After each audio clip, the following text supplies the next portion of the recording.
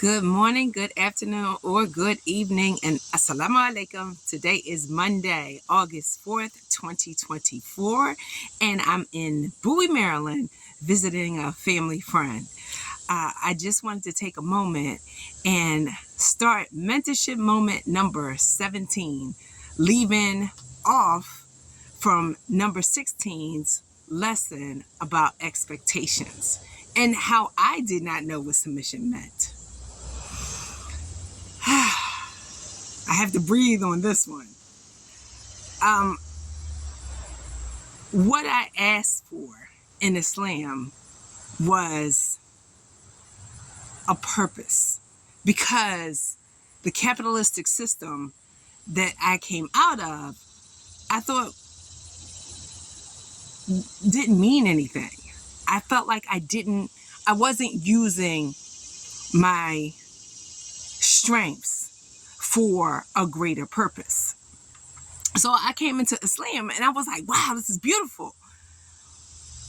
But I had to understand myself and my toxic traits. I have many toxic traits, but the one I want to talk about today is stubbornness. That is absolutely my toxic trait. And I just think that it was a result of how I lived. I was the only child. So my parents got to focus on me. And some would say I was spoiled, but I didn't think I was spoiled. But I did think that I should get my way. I really did think that I should get my way because I was so used to getting my way.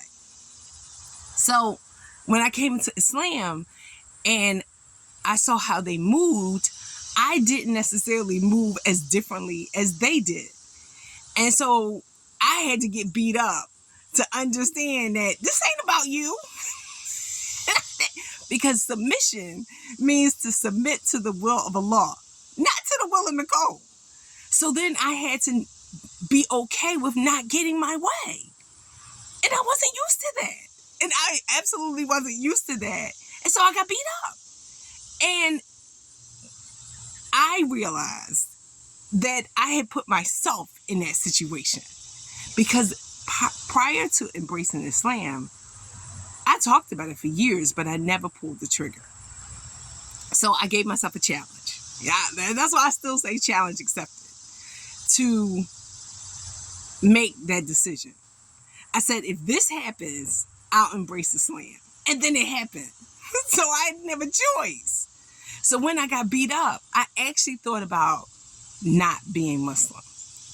But I didn't want to break my promise to him, because he gave me a great situation. So if I couldn't go back, I had to go forward. And growing up, I was taught that you focus on your strengths. You understand that everybody's balanced, and if you're going to have strengths, you're going to have weaknesses.